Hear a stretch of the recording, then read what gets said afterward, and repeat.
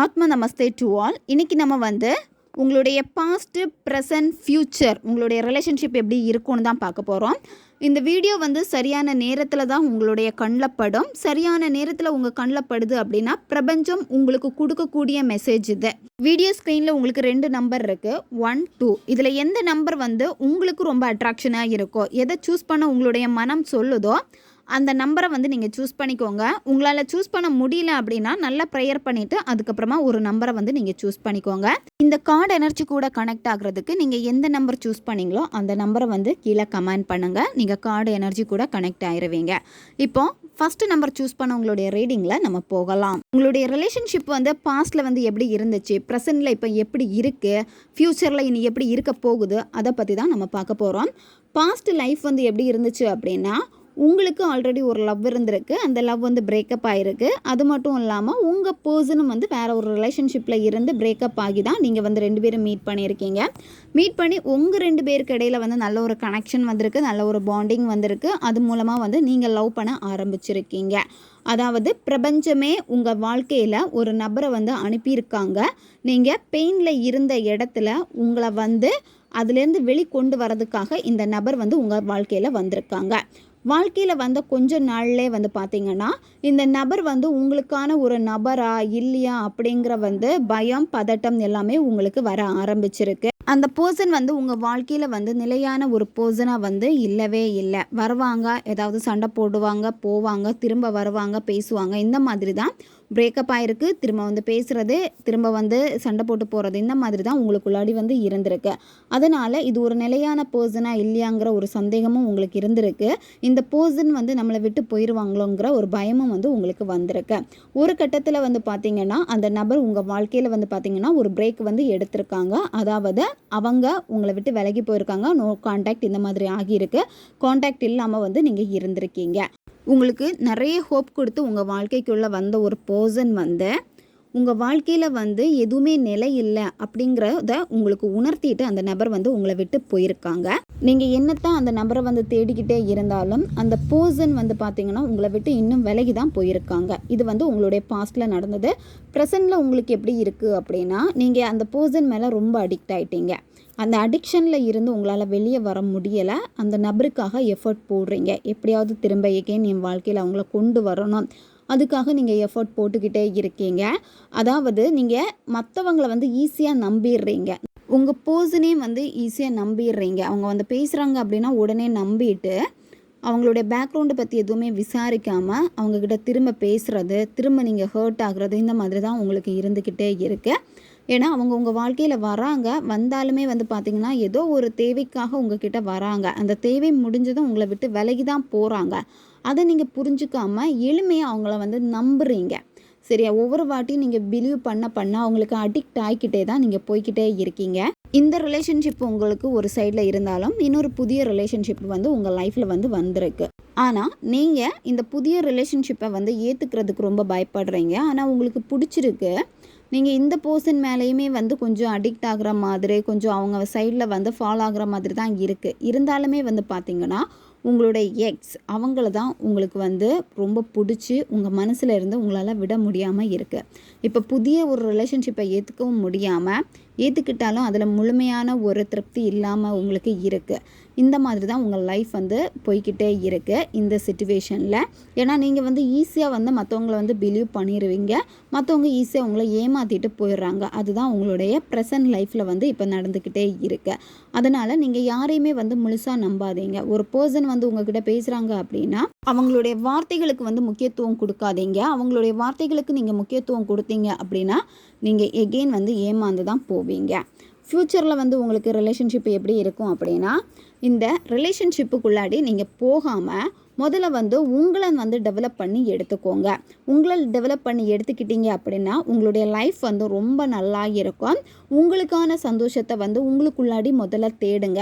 உங்களுக்குள்ளாடி அந்த சந்தோஷம் இல்லாமல் இருக்கிறனால மற்றவங்க கிட்டே இருந்து எனக்கு அந்த சந்தோஷம் கிடைக்குமா அப்படின்னு சொல்லிட்டு தான் மற்றவங்கள எதிர்பார்த்துக்கிட்டே இருக்கீங்க.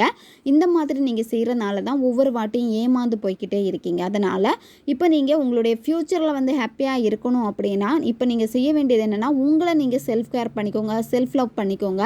உங்களுடைய வேலைகளில் வந்து அதிகம் கவனம் செலுத்துங்க. அது சார்ந்த விஷயங்களை வந்து அதிகமாக நீங்கள் செய்ய உங்களுடைய சந்தோஷம் உங்களுக்கு திரும்ப கிடைக்கும். இப்போ உங்களுடைய சந்தோஷத்தை இழந்து நீங்கள் நிற்கிறீங்க. அந்த சந்தோஷம் திரும்ப கிடைக்கணும் அப்படின்னா உங்களை நீங்கள் நம்பணும். உங்களை பிலீவ் பண்ணி நீங்கள் செய்யக்கூடிய வேலையில் வந்து கவனம் செலுத்துனீங்க அப்படின்னா உங்களால் நல்ல பணம் சம்பாதிக்க முடியும். ஃப்யூச்சரில் வந்து பார்த்திங்கன்னா நல்ல ஒரு சேவிங் உங்ககிட்ட இருக்கும். அது மட்டும் இல்லாமல் பணத்தை வந்து எப்படி நம்ம பல வழிகளில் வந்து கொண்டு வரணும், அதுக்கான நல்ல டெவலப்மெண்ட்ஸ் எல்லாமே உங்ககிட்ட இருக்குது. அந்த டேலண்ட் எல்லாமே இருக்குது. அது எல்லாமே வந்து நல்லபடியாக உங்களுக்கு நடக்கும். இந்த மாதிரி உங்களுடைய கரியர் நோக்கி நீங்கள் ஃபோக்கஸ் பண்ணுறப்போ நீங்களும் ரொம்ப அழகாகிடுவீங்க. அதாவது உங்களை செல்ஃப் கேர் பண்ணி எடுக்கிறப்போ உங்களுடைய லுக் வைஸ் வந்து பார்த்திங்கன்னா நல்லா டிஃப்ரெண்ட்டாக மாறும். ரொம்ப சந்தோஷம் உங்கள் முகத்தில் வர மற்றவங்களுக்கு நீங்கள் ரொம்ப அட்ராக்டிவான ஒரு பர்சனாக வந்து மாறுவீங்க. அப்போ நீங்கள் வந்து உங்களால் உங்களுக்கான பர்சன் யார் அப்படின்னு சொல்லிட்டு உங்களால் நிச்சயமாக அந்த டைமில் வந்து சூஸ் பண்ண முடியும். அதனால் இப்போ நீங்கள் செய்ய வேண்டியது என்ன அப்படின்னா மற்றவங்கள வந்து நம்பாமல் உங்களுக்கான வாழ்க்கையில் உங்களுக்கான பயணத்தை வந்து நீங்கள் தொடங்குங்க. இதுதான் பைல் 1 சூஸ் பண்ணவங்களுடைய ரீடிங் இது. இப்போ பைல் 2 சூஸ் பண்ணவங்களுடைய ரீடிங்கில் நம்ம போகலாம். உங்களுடைய ரிலேஷன்ஷிப் வந்து பாஸ்ட்டில் எப்படி இருந்திருக்கு, ப்ரெசென்ட்டில் எப்படி இருக்குது, ஃப்யூச்சரில் எப்படி இருக்க போகும்னு பார்க்க போகிறோம். பாஸ்ட்டில் எப்படி இருந்திருக்கு அப்படின்னா உங்களுடைய ரிலேஷன்ஷிப்பை வந்து பார்த்திங்கன்னா சொல்லாத காதலாக இருந்திருக்கு. அதாவது ஒன் சைடு காதலாக வந்து இருந்திருக்கு. இதில் ஒரு சிலருக்கு உங்களுக்கு அந்த பர்சனை ரொம்ப பிடிச்சிருக்கு. ஆனால் அந்த பர்சன் வந்து வேற ஒரு ரிலேஷன்ஷிப்பில் இருந்திருப்பாங்க. இல்லை அவங்களுக்கு வந்து லவ்வில் இன்ட்ரெஸ்ட் இல்லாமல் இருந்திருக்கும்.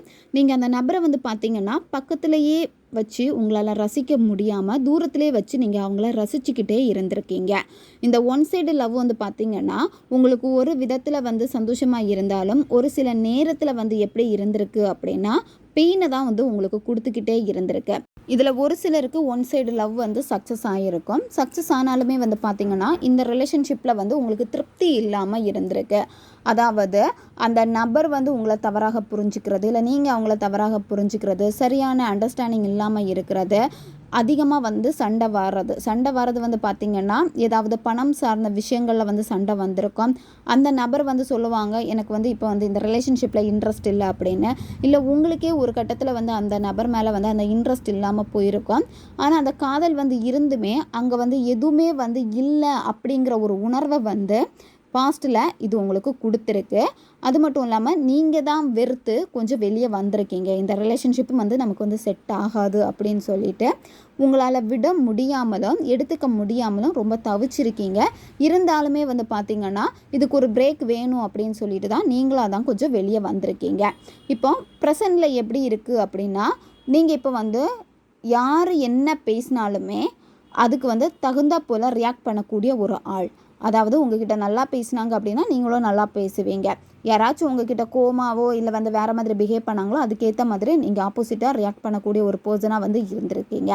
ஆனால் இந்த பாஸ்ட்டில் கொஞ்சம் பிரேக் எடுத்து நின்னாலுமே அந்த லவ்வை வந்து இப்போவும் நீங்கள் உங்கள் மனசில் சுமந்துக்கிட்டே தான் இருக்கீங்க. இந்த லவ் வந்து உங்களை ரொம்ப ஸ்ட்ராங் ஆக்கி இருக்கு.